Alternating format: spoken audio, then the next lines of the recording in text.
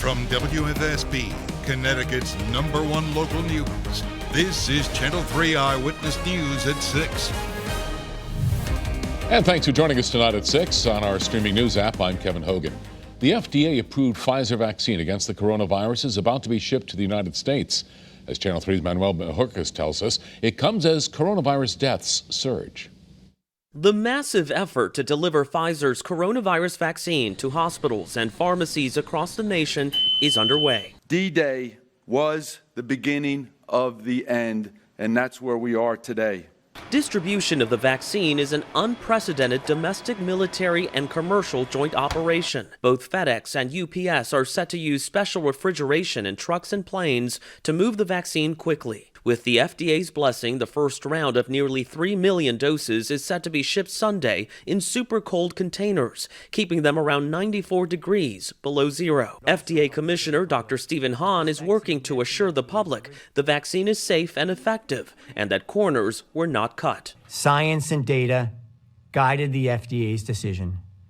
We worked quickly based on the urgency of this pandemic, not because of any other external pressure. The vaccines will begin their journey Sunday from here, Pfizer's factory near Kalamazoo, Michigan. Hospitals nationwide are preparing to give the first shots, likely to healthcare workers and the elderly most at risk. We really want to treat this vaccine as the liquid gold that it is, because it's really the only tool that we have right now in our toolbox to cure this disease. So far, this disease has killed more than 1.6 million people globally, including almost 300,000 here in the U.S. Manuel Bajorquez, CBS News, Kalamazoo, Michigan. And here's a look at the state's coronavirus numbers in Connecticut released yesterday. The positivity rate is at nearly 7% in our state. 1,200 are hospitalized. That is a decrease of 4 people. And there have been 36 more COVID-related deaths. Now to Bristol, where police there are looking for eyewitnesses to a pedestrian hit and run back on Monday, November 30th. Investigators providing a video of the scene in the area of Bradley Street and Brewster Road. It happened right in the crosswalk just before 6 p.m. The vehicle is described as a gray, older-style wagon or SUV with a black driver's side left front quarter panel. Anyone with information about this accident is asked to contact Bristol Police. Now to Hartford, where police there are hosting another gun buyback session. The Capital Region Gun Buyback Program took place at the Willie Ware Recreational Center in Hartford. The orchestrated effort was by several community stakeholders. It's to lower the number of unwanted and unsecured guns in the homes in Greater Hartford. They just have unwanted guns in their homes and they don't know what to do with them. Most people just don't know what to do with a gun. You can't sell it at a tag sale. You can't sell it on Facebook. You can't throw it away. What do you do with a gun that's in your house you don't want? And those who turned in guns received Stop and Shop gift cards, $200 for assault rifles, $100 for handguns or revolvers, and $25 for shotguns or rifles. People rallied in the city of Hartford earlier today demanding justice. This after a detective on the force was demoted after sending a troubling text message. The steps of the state capitol were the spot for the rally. A police detective in the Major Crimes Unit sent a text message to a group of other officers and court officials proposing a wager about where the first homicide of 2021 would occur. That officer has since faced disciplinary action, but those at the rally say it's not enough. Betting on people's lives, literally. It's sickening. These are not just random numbers. These are human beings. These are my neighbors. I live on Garden Street in Hartford, and you have people chiming in saying, oh, I put a bet on Garden Street. That's hurtful. That's my neighbors, that's my family, and that's my friends, and it's not acceptable. The officer in question was suspended without pay for 4 months and demoted as a result of the investigation.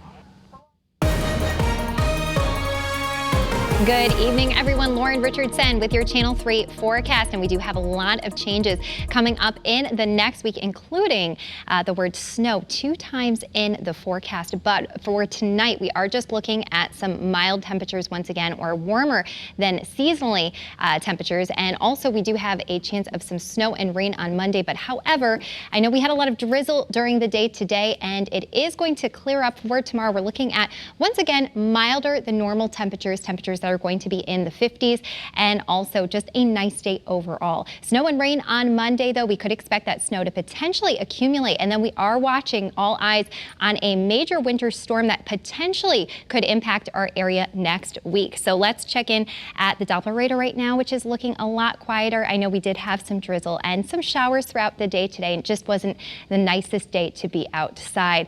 And checking in on our iCam in Waterbury, you could still see that air is looking very thick in a lot of spots. We did have some fog out there today.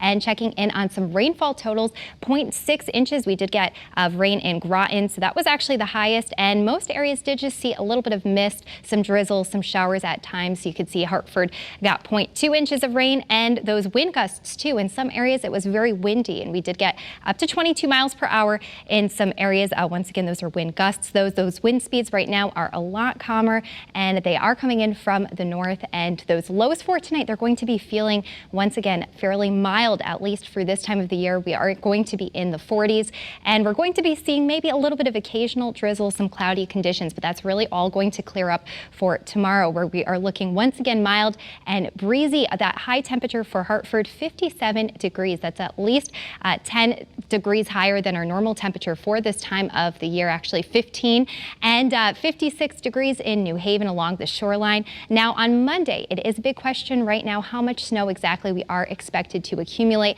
in the afternoon. We're going to be seeing a little bit of a wintry mix as well as some snowfall totals. This is a look at one of our models. So in some areas we could be getting very little accumulation, but we'll be keeping a close eye on that for you. And then of course we've got this major coastal storm that is expected to impact our area too for Wednesday. I'll get to in a second, but you can see Sunday looking nice and clear on Futurecast. We're not dealing with any major issues. Those clouds start to roll in for Monday, and that's when we can expect some of that wintry mix and potentially some snow accumulation throughout our area. So that actually clears out for Tuesday. Tuesday is looking nice and quiet, but then as we get into Wednesday, that is when we are looking for potentially some major snow accumulation and also some strong winds to impact our area with a nor'easter. So that is expected Wednesday night, really heading into Thursday for the entire day. Let's check in on that 7-day forecast as well, where you can see those temperatures get very cold as we head in through next week. That high temperature on Wednesday, only 28 degrees. Those lows are in the 20s. And then as we head further through the week, those lows dip into the teens. All right. Thank you, Lauren, and thank you for watching on the Channel 3 streaming news app. We'll see you back here at Eyewitness News at 11. Have a great night.